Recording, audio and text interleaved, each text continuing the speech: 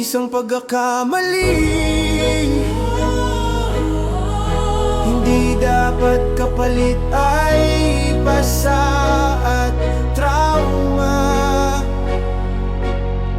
Bata pa lang siya, bata pa lang. Isang araw sa silid-aralan, may nagawang mali, oo di ko itatanggihan. Pero mali ba'y dahil lang para siya'y saktan, para pagtulungan, para siya'y pagtawanan. Mga murang kamay naging sandat, ang mga salitang matalim parang kutsilyong dala. Sa murang isip na dapat naglalaro, ngayon takot na pumasok, ayaw nang tumayo. Oo, nagkamali siya, tao lang din, pero sino ba sa atin ang di nagkulang minsan din? Disiplina at gabay ang dapat itinuro, hindi suntok at galit ang isinukli sa mundo. Hindi ito hustisya, hindi ito tama. Bata lang siya, bakit may pasa at trauma? Sa isang pagkakamali, grabe ang parusa. Sa murang puso, sugat ang resulta. Hindi ito tapang, hindi ito lakas. Kung sama-samang galit ang pinapalasap, ang batay natuto, hindi na ang aral, kundi takot na habang buhay dadalhin sa paglakad. Sa gabi umiiyak di makatulog, paulit-ulit sa isip ang sigaw at yugyog. Takot sa yabag, takot sa tingin, takot sa bukas na baka maulit na naman din. Sa murang edad, may dalang bigat, traumang di nakakita pero sobrang sakit.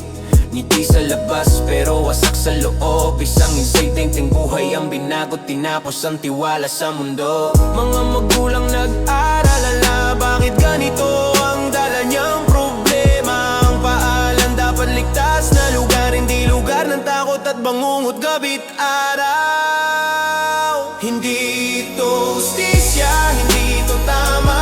Bata lang siya, bakit may pasa at trauma? Kung may kasalanan, turuan ng tama, hindi durugin ang murang pag-asa. Hindi ito tapang, hindi ito lakas. Ang tunay na matapang marunong umunawa. Sa murang puso na sugatan na, kailangan ng yakap, hindi ng panlaban pa. Sa bawat batang nagkamali, may pagkakataong magbago't matuto muli. Pero kung sugat ang kapalit, paano siya babangon kung takot ang kapit? Panahon na para magising, hindi lahat ng mali dapat palubin. Turuan natin ng respeto at tawa, simulan sa tahanan, dalhin sa eskwela. Bata pa sila, gabay ang kailangan, hindi sama-samang galit at parusang marahas. Ang tunay na lakas ay marunong magpatawad at magturo ng tama nang walang nasasaktan. Sa isang pagkakamali, huwag nating sirain ang isang murang pagkatao. Bata pa lang siya, Bigyan natin ng pagkakataon.